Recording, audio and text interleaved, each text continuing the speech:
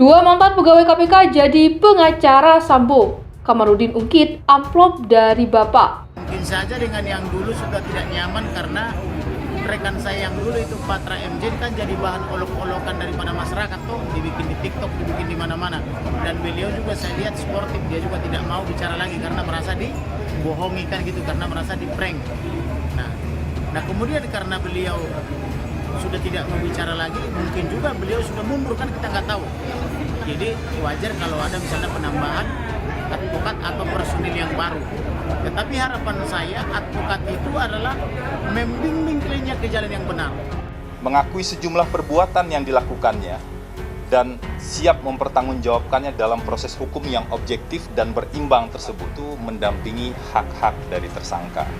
Mendampingi hak dari tersangka itu, tersangka, terdakwa kalau sudah disidang nantinya. Mendampingi hak-hak dari tersangka itu tujuannya adalah untuk memastikan hak-hak tersebut terpenuhi selama proses yang berjalan. Putri ini kan melakukan satu kebohongan yang sangat serius, yang juga melakukan tragedi hukum yang sangat luar biasa.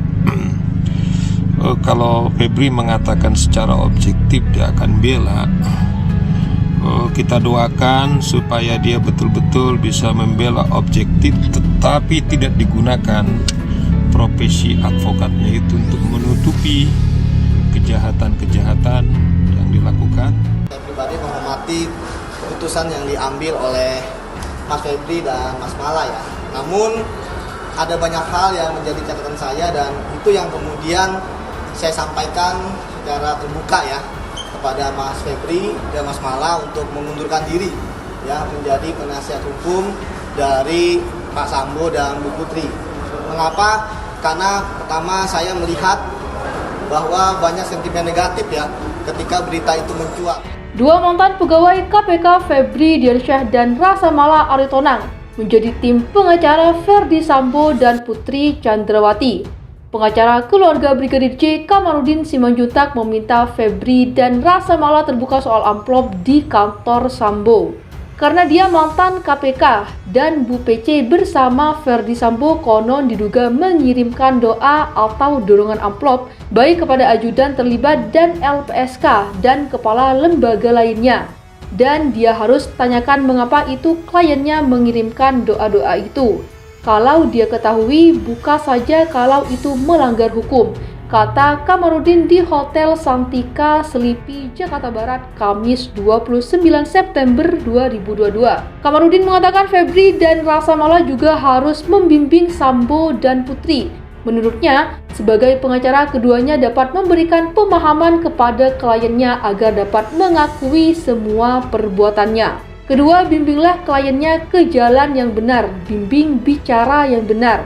Karena kalau penasihat hukum ajari kliennya berdosa, maka dosanya ditanggung penasehat hukumnya. Jangan gara-gara honor apapun namanya itu dipikul dosa klien. Maka yang benar selamatkan kliennya, maka uangnya akan menjadi halal, ungkap Kamarudin. Kamarudin juga menilai objektivitas akan diuji di persidangan. Menurutnya, jika Ferdi Sambo dan Putri Chandrawati ditetapkan tersangka oleh KPK, Febri dan Rasa Mala dinilai telah bekerja secara objektif. Waktu akan buktikan kalau objektif teruji di persidangan, sama seperti saya. Saya bilang pembunuhan terencana ini terbukti, katanya. Kalau Putri dan Ferdi Sambo masuk ke KPK dan rutan KPK, berarti Febri sudah objektif sebagai penegak hukum. Tapi kalau Putri dan Ferdi tak dianggap KPK, mereka percuma ex KPK dan tak bekerja objektif. Pelaku tipikor harus dijerat secara hukum, ujar Kamarudin. Sementara itu, pengacara keluarga Brigadir J lainnya, Martin Simanjuntak, mengatakan Febri dan Rasa Mala merupakan penggiat anti korupsi, sehingga keduanya harus berani mengungkap dugaan upaya suap dari Ferdi Sambo. Yang bersangkutan penggiat anti korupsi, jalani idealisme dia dengan usut tuntas itu dengan suap itu. Dugaan suap kepada tersangka dan antar lembaga, berani atau tidak? Apakah masih punya idealisme sebagai penggiat anti korupsi atau tidak? Kalau tidak, ya kalian sendiri yang menilai, katanya. Jadi laporan gratifikasi itu sudah dilaporkan ke KPK oleh Tampak. Jadi tidak ada alasan kedua advokat ex KPK ini meragukan kualitas tindak pidana ini, sambungnya.